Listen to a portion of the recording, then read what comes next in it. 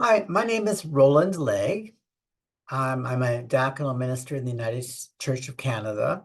I was commissioned in 1991, and I've served congregations throughout Western Canada and a stint up in Northeastern Ontario.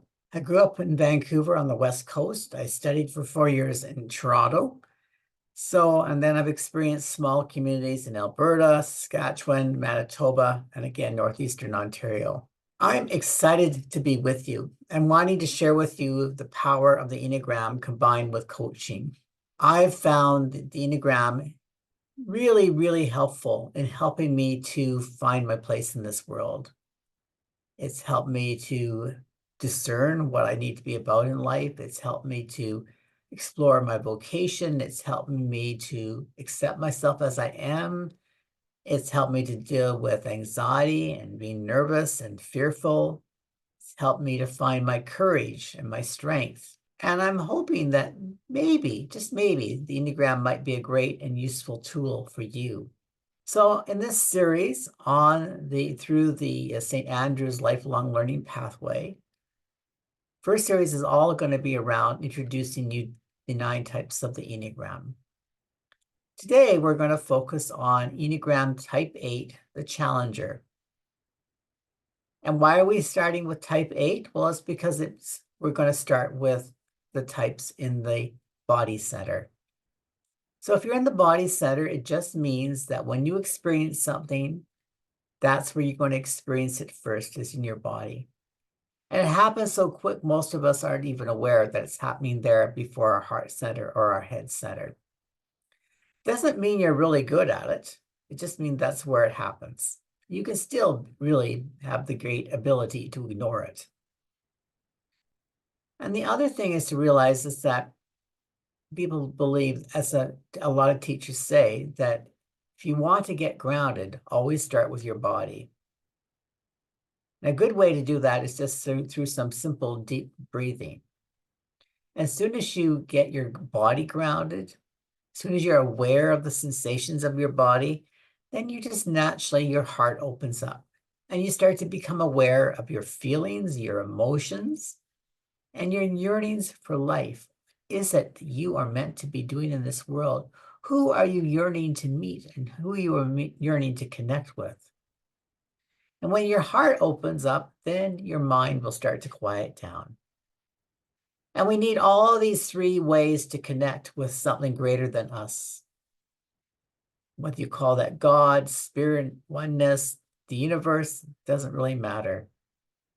What counts is that the more we can be open in our bodies, really aware of what's going on, because our bodies are so wise, and then be aware of what we're truly feeling in the moment, and then quiet minds, we will just have a more attunement to a power within us and to a power around us.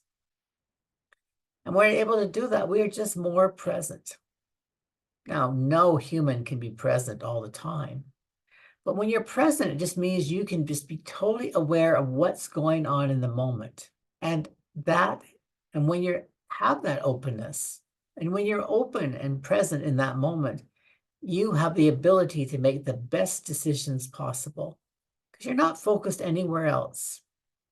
You're just focused on learning what you need in that moment through the wisdom of your inner self, through the wisdom of a power greater than you, and through the wisdom of the community, and to access everything you've learned in your life, and then learn to use it in the best way possible. I invite you at the end of every of these sessions to, on a scale of 1 to 10, gauge how much of that type of energy you have in you. So at the end of today's session, I invite you to notice how much type 8 energy you have in you. If you feel you have very, very little, you might give yourself a score of 1 out of 10. But if that's totally you, you might want to give a score of 10.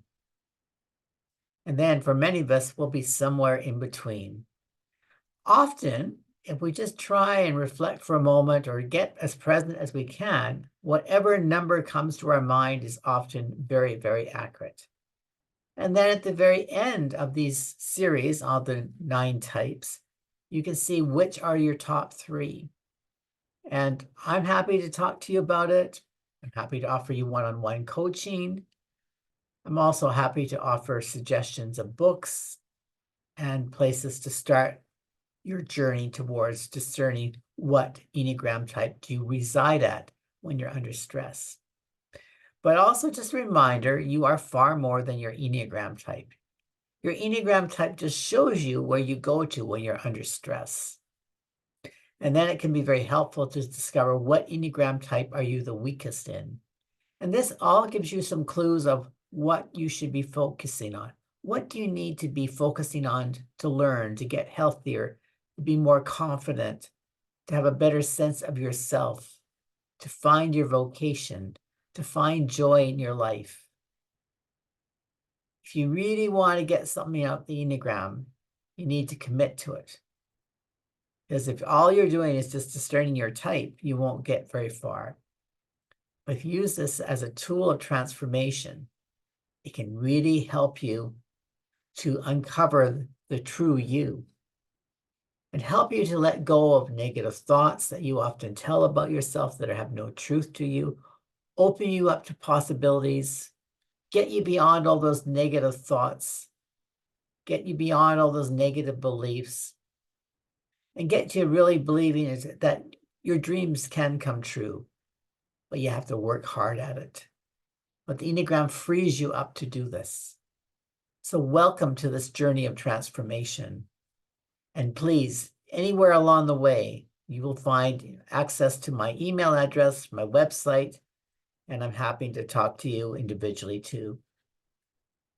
I'm pleased to be part of the St. Andrew's Theological School in Saskatoon's lifelong learning pathway, and you will get more. There'll be more Enneagram series, and there'll be workshops that you could sign up for in the future. Thank you. So let's get deep into Enneagram Type 8. But just first a reminder, you have all 9 types within you. So at the end of each session, I encourage you on a scale of 1 to 10 just to note down how much of that type you have within you. It will help you to know what type you are, which is the one you overdo, and it's sometimes helpful to know the one that you have the least strength in. It gives you some clues of where you want to focus your energy to become a stronger, healthier person. Now, each type has a particular lens to view the world. And each type is neither good nor bad. They're just different. Each of them is like each type has a different set of glasses. Each type has a particular lens of how you see the world. It's like when you go into a room, people with different personalities will notice things. Some people might go into a house and feel it looks very messy. Another person will go into that room and won't see that, won't notice it, and won't be bothered by it. It's just because we see things different. We have certain things we focus on more than others, and it's perfectly all right. But when you can start to understand the different lenses to which we can see the world, it helps us to see things in new ways. It helps us to better understand others. It helps us to help a group of people, whether it's family, whether it's our place of work, whether it's a place of worship. It just helps us to get along with each other, helps us to be more supportive, helps us to have greater understanding of others. And often we'll find that things we think that person is trying to drive us crazy, they're not. They're just being who they are. They are seeing the world the way they see it. So there's nothing wrong with that. But if you can get a better understanding, and for yourself, just to know and see the world in different ways, it will help you to access information that you otherwise wouldn't happen. And you may well find things in life that you never would have dreamed of finding just because your ego didn't want to take you there. Your personality did not want to take you there because what was being asked of you was new and different and challenging, and your ego was just trying to stop you. But when you start to view the world in a new way, through a different lens, suddenly things that maybe felt overwhelming and scary suddenly become exciting. something just grabs you and you want to do something because it just feels like this is what you need to be doing in this world. Maybe that's pursuing a particular science. Maybe it's helping people living on the streets. Maybe it's traveling to another country to help people who are in the midst of war. Could be all sorts of things. But often they are things that otherwise we ignore because they just seem a little too scary. So here are some of the core beliefs of the Type 8, the Challenger. Their basic fear is of being destroyed, of feeling dead, of feeling lifeless, of being violated. So they put up this big wall around themselves, particularly their hearts. And they will do whatever it takes to keep themselves safe. Because they know it doesn't take a lot for them to feel hurt. And so the 8 wakes up every day just kind of knowing what they need to do. And usually it's a feeling, a sense of urgency. You know, it could be you saw someone that was being taken advantage of on the streets, and you decide you need to go back and maybe find an organization that is going to help you, to give you the opportunity to work with people living on the streets. Maybe it's a passion to working with people who are getting sick from drugs, who are getting caught in the legal drug trade market. Maybe it's someone who's got mental health issues, and you just feel this powerful call to help people. Maybe it's a specific person, but maybe it's a particular group of people. And when you start to view the world with different lenses, you can start to see those things that maybe up to then you had ignored, just because it was maybe taking you to a place that did not feel comfortable, did not feel safe. And that will take the 8 of those feelings of feeling destroyed, dead, and lifeless. They will start to find the life in them. They have a basic desire to feel strong, real, and alive. And when you're feeling around an 8, you feel an energy, you feel a force of life that not only you see it in that person, but often it will inspire you. It will motivate you into action, and you'll want to join in. So you feel a real powerful force of energy around them. They, like every one of us, has an inner critic message.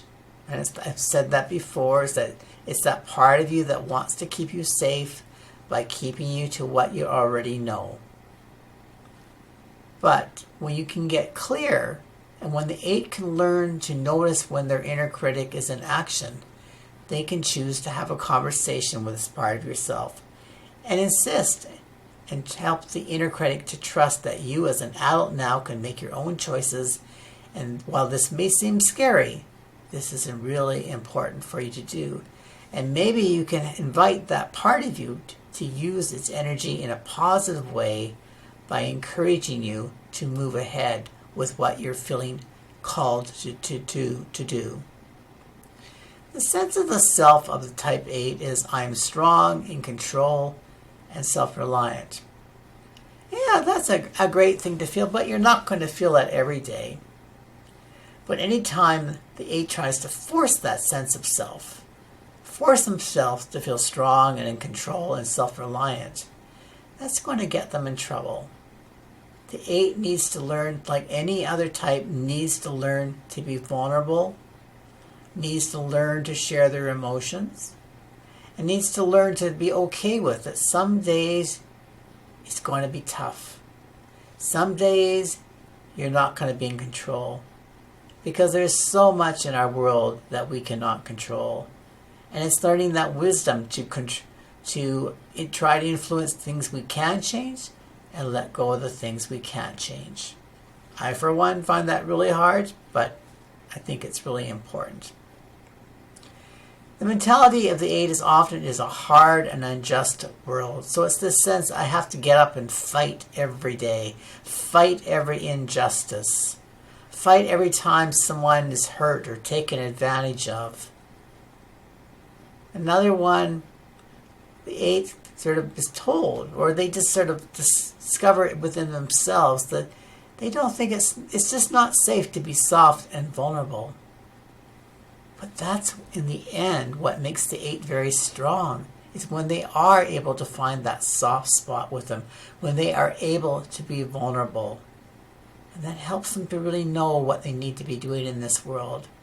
And that when they need someone, they're working with someone that needs that softness and vulnerable, they have that confidence within themselves. They have that ability to go there and not feel overwhelmed and feeling like they have absolutely no power. For them to discover that when they are soft and vulnerable, they are at their greatest strength, which I think is a hard thing for many people to understand. 8s are one of the assertive types. They think out loud with confidence, which comes across as a done deal. But again, the 8 wants you to be honest with them. If you don't like the direction they're headed or you're headed with them, let them know. Challenge them. Tell them that you're concerned about the direction they're going. Give them other suggestions. Point out if you think they're becoming too intimidating, if they're becoming too forceful, or they're trying to control things they can't control. The 8 wants you to be open and upfront with them, and they will have great respect for you, especially when the 8 is healthy. And I say when the 8 is healthy, that means they are not just stuck in their personality type. They know they are much more than their personality. They are every single personality type. And each person is a unique and beautiful creation of God. Now, for a type that really has a focus on being strong, how do you think this should look? But one thing for the 8 is to be able to use that strength and courage to make the world a better place for everyone. But it can become a problem when the 8 gets caught in their hunger for power and they start to impose their will on others. And sometimes this can happen up to the level of violence. And the challenge is the 8 gets more constricted in their type. They lose connection with their heart. And they have their superpower when they are connected to their heart. That's when they're at their best. That's when they're making the greatest change and have the greatest influence on the world. 8s have a coping style called emotional honesty. They're going to be able to open up and show that soft, vulnerable side of themselves. They want to be able to place where they can share deeply what's going on. What are their emotions? What are their feelings? What are they angry about? What are they? How are their hearts touched? What scares them? What is their greatest concern at the moment? What is it the greatest thing they want to change in this world? What are their greatest fears? What's blocking them? And they not only want to share that with you, but they also want to hear from you. What's really deep in your heart? What are you afraid of? What are you feeling called to do in this world? Is there anything that's blocking you from doing that you want to be doing? What's getting in the way of your life? What's getting in the way of being your full self? What is getting in the way of your living out your vocation? What is getting in the way of even knowing what your vocation is? Now, here are some of the strengths of the type 8. 8s are assertive. They are strong. They are self-determining.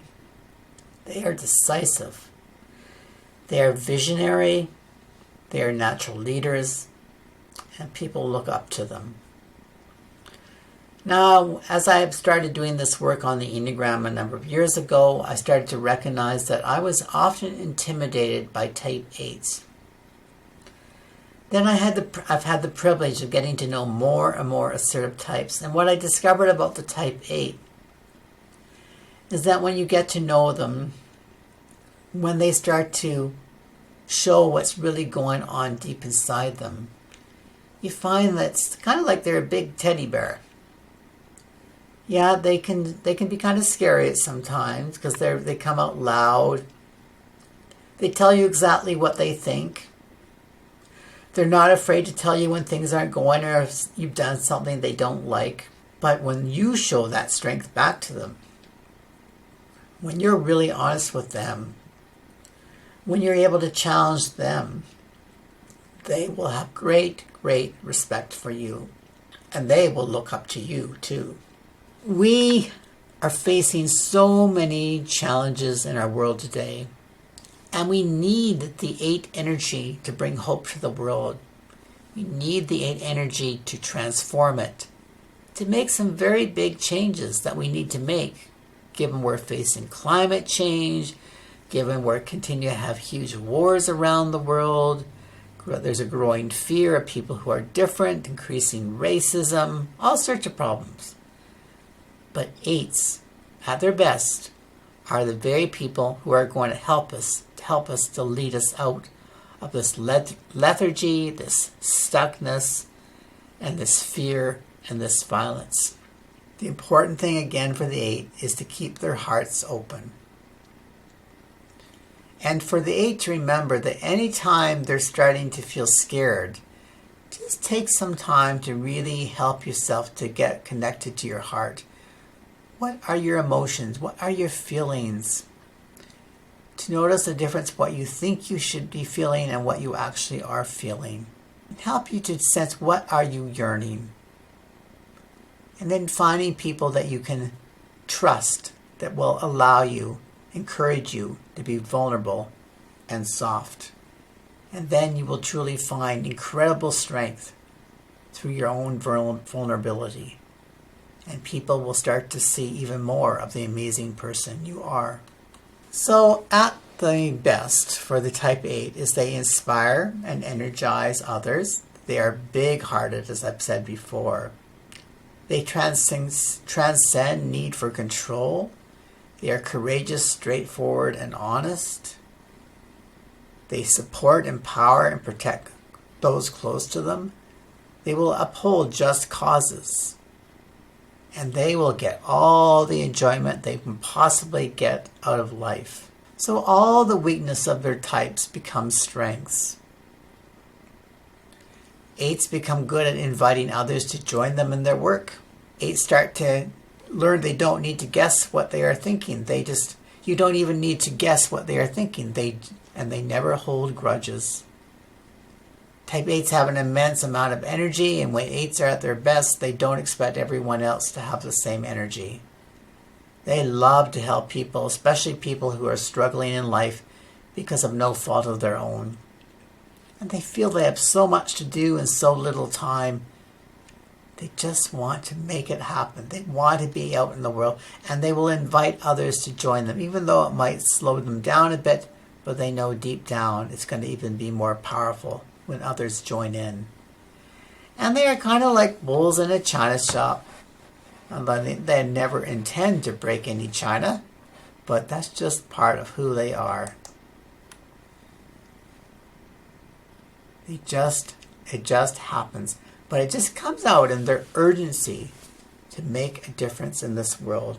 Because again, they feel it. It's in their bones.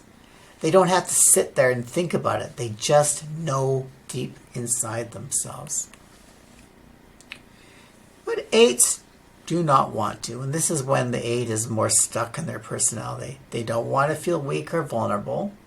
So again, if you're an 8 or you know of an 8, one of the greatest gifts you can give them is to give them that space to be open and vulnerable and be able to really get in touch with their emotions, their feelings, their yearnings.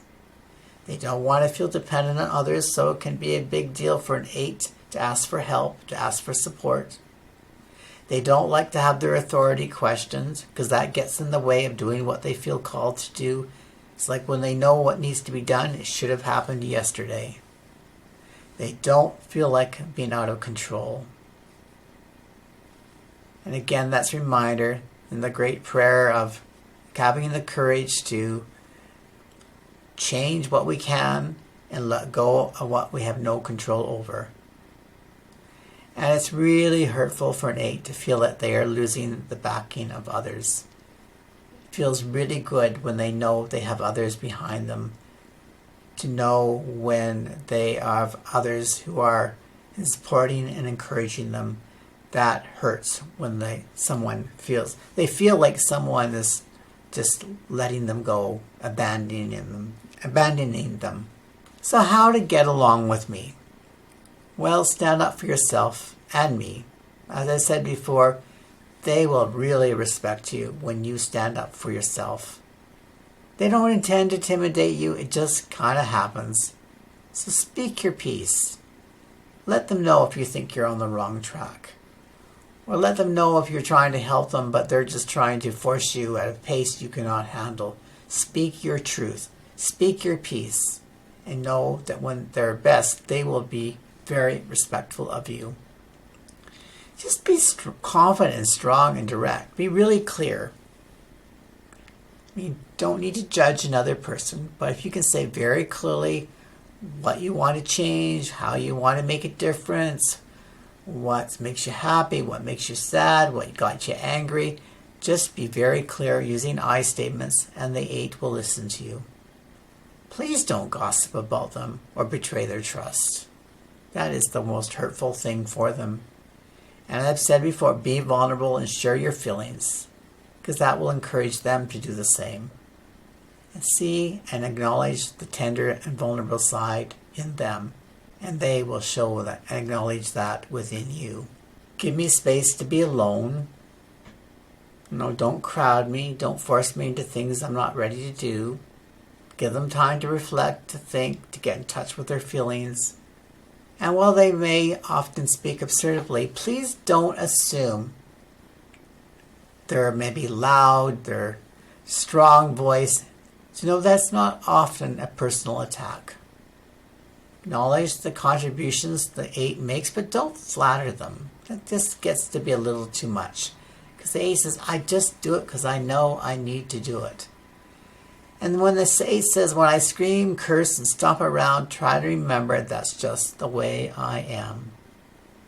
So remember, while maybe they got upset with you the day before, you'll probably find the next day it's all gone.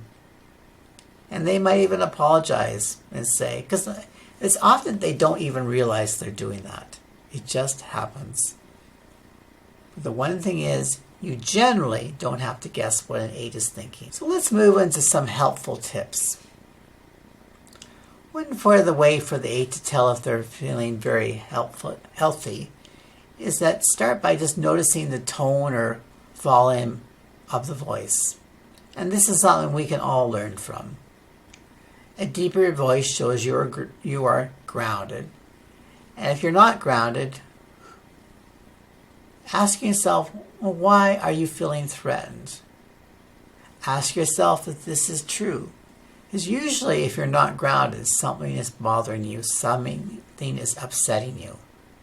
And then ask yourself, once you've figured out what you're afraid of, ask yourself, is this true? Pay attention to your body language. If your body is feeling rigid, it may be time to take some deep breaths, allowing your body to relax. And then asking yourself, what are you trying to force? Who do you think is in your way? What are you afraid of? You might want to find a journal or a place to write this down, or just talk to a friend about this. And notice the emotions in your words and do an emotional check. Maybe it's, I'm feeling overwhelmed. Is this a thought or a feeling? And just take full responsibility for your actions. Take time to notice how your behavior is impacting your family, your friends, and your colleagues. Just check in with yourself. And if you're not quite sure, ask one you trust that will be honest with you. And that will help you to just keep yourself to a place where you're being open, where you're being caring, where you're being yourself, but you're not intimidating and scaring the people that love you. So as a type 8, you are looking for respect and autonomy. And so it's finding ways to live that out. And it's about building healthy relationships with others and building relationships where you feel respected and where you feel respect others.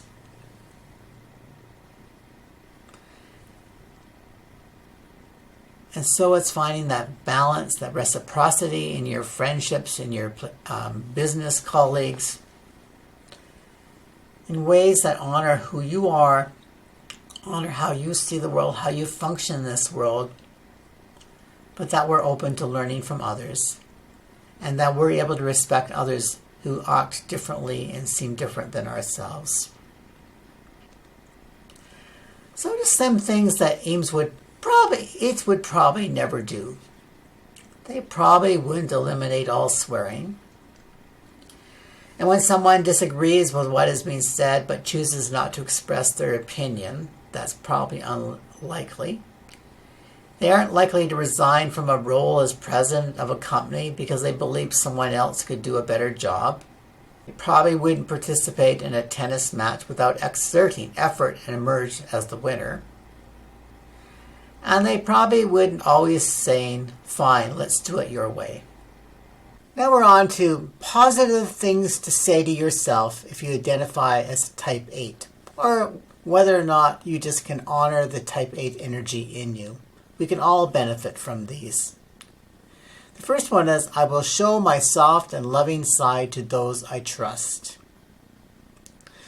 And the other one is, good relationships are worth many small compromises. For the 8, this is the key things to help the 8 to be healthy. Because the 8 again has this big, beautiful, sensitive heart. And too often the 8 will have to put all of these armor around their hearts to protect themselves. But then that takes away the power within them and leads them to being more angry and pushy and intimidating. But if you can allow that part of you to shine, you're going to be able to work much better and have a much better sense of how you can help and how you can invite others to join you in helping them. First, good relationships are worth many small compromises. The 8s are really at great danger to become, just to burn out, because they have a hard time letting anyone else join them in their projects, because they just feel that somebody else might try to block them from doing what they want to do, or someone might get in their way of making it happen, because the 8 wants to happen not just now, they want it to happen yesterday. So for the 8 to just be able to recognize that maybe it's going to take them a little longer, but in the end, what comes out of working together will even be better than if they try to do it themselves. And also, it just means they have a less chance of burning out, because they'll have other people on their journey with them, supporting and encouraging them. And when many minds and hearts come together, amazing and miraculous things happen that maybe wouldn't have happened if you had just tried to do it yourself. Of course, there are famous types, and one of them is Serena Williams. She was one of the greatest athletes of all time and frequently is described as an Enneagram 8. Her dominance in the world of tennis is a testament to the type 8's personality for challenging and competition. She was vibrant, she was lively, she was opinionated. She was unapologetically assertive both on and off the court. She's also been a vocal advocate for gender equality in sports and has not shied away from challenging systems, institutions that she perceives as unjust or discriminatory. So she's just been herself. She's been a force in this world, and through her stardom has been able to help a lot of other people by using her power, her courage, her outspokenness in ways that bring change and healing to our world. Another person is, you probably all know, Martin Luther King Jr., who through his movement of nonviolence and his Christian faith did everything he could through the movement, the human rights movement in the United States, to bring equality to all Americans, no matter what color of skin you were, no matter your ethnicity, no matter, now today we're saying sexual orientation, no matter your gender.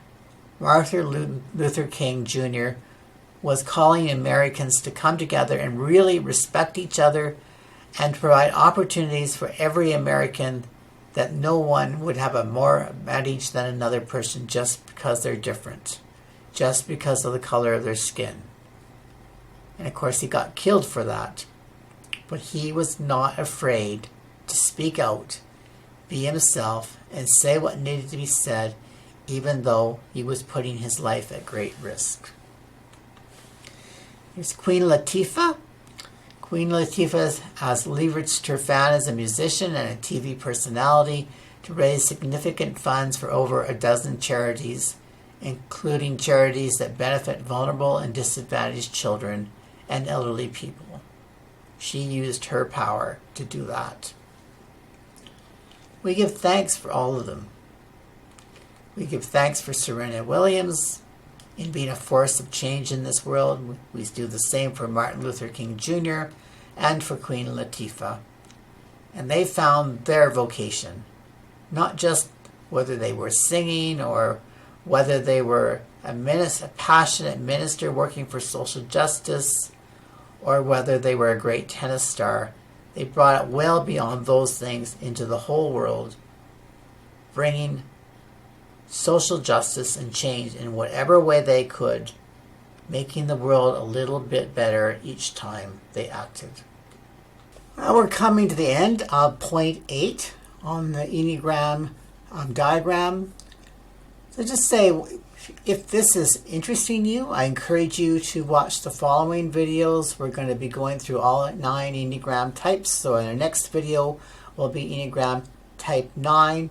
We will continue on the body center until we get 8, 9, and 1. And then we'll get into the heart and into the head center. And eventually we'll have all 9 videos, all 9 types covered through 9 videos. But I invite you to learn more along the way. I invite you to check out my website at www.relconsultants.com. And you'll see my email, rolandlegg@relconsultants.com. I invite you to check out my website. If you have any questions, so feel free to contact me via email. I invite you to watch out for new videos that will be coming out through the St. Andrews Lifelong Learning Pathway. There'll be upcoming workshops through St. Andrews and directly through my business on my website. Again, I am a spiritual life coach. Right now I'm focusing on helping people in church leadership to help them, prevent them from going into burnout, or if they are already in burnout, to help them through that, using the Enneagram combined with coaching. So I welcome you to engage with me, learn with me, and I hope that the Enneagram, along with coaching, can be a great way for you to get healthier, to find greater meaning in life, to find greater joy in life, and get maybe even clear about what is your vocation. And that could be whether that's paid work or whether it's volunteer work. What is your passion? How is God calling you to transform the world one step at a time? I look forward to meeting you, and feel free to be in touch with me. I would welcome a conversation with you. Again, thank you. This is Roland Legg. Thanks.